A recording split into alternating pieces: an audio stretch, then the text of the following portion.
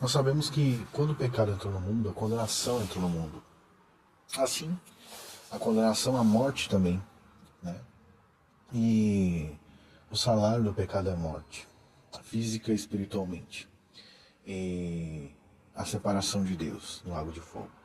E nós sabemos que o pecado também é a causa da sujeição da criação, né? O pecado de Adão ao pecado e a tudo aquilo que é inútil, inclusive a doença. Então, a criação se sujeita à vaidade e as doenças, elas são causadas pelo pecado de Adão, né? Porque a promessa daquele que obedece à lei de Deus é que Deus guardaria, que ele ia ser bendito na cidade, no campo, que Deus iria guardá-lo de todas as doenças.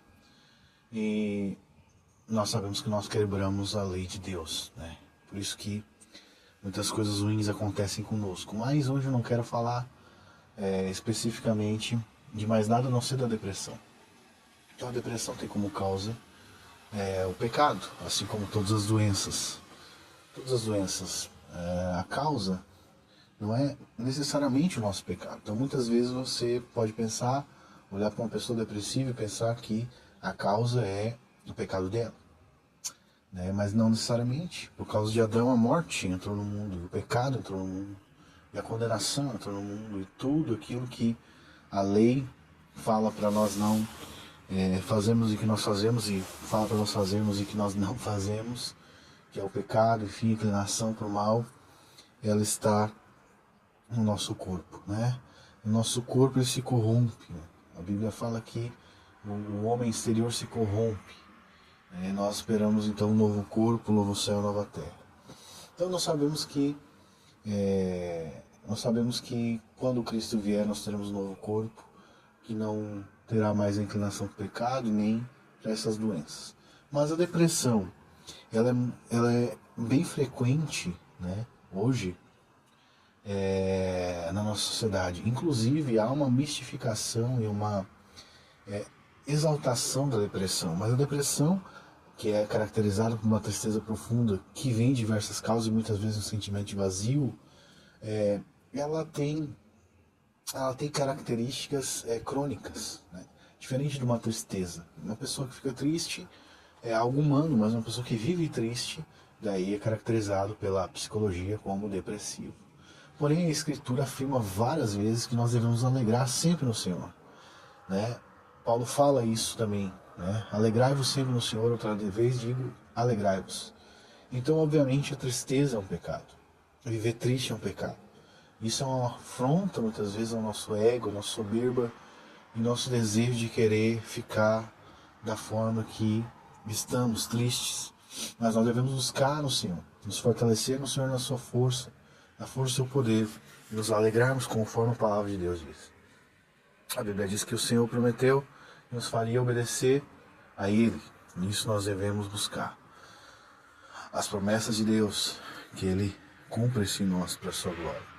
Então, muitas pessoas usam o exemplo de Elias, né, como se ele fosse uma pessoa depressiva. Mas Elias, na verdade, ele ficou triste logo depois que ele enfrentou os profetas de Baal. E aquele é o único momento onde a Escritura afirma que Elias ficou triste. Elias, embora seja sujeito às mesmas fraquezas, ele não era uma pessoa que a Bíblia descreve como alguém depressivo, que vive a vida depressiva. Pelo contrário, ele enfrentou Acabe, enfrentou os profetas de Baal, inclusive a vontade de Jezabel, e teve medo como qualquer um de nós e fugiu, porque Deus ordenou. Então, quando ele vai para o deserto e ele está triste, o Senhor o fortalece. Ele sim, pede a morte sim, mas isso não significa que ele teve uma depressão, mas ele teve um momento de tristeza. A depressão, como eu disse, é caracterizada por algo profundo e contínuo.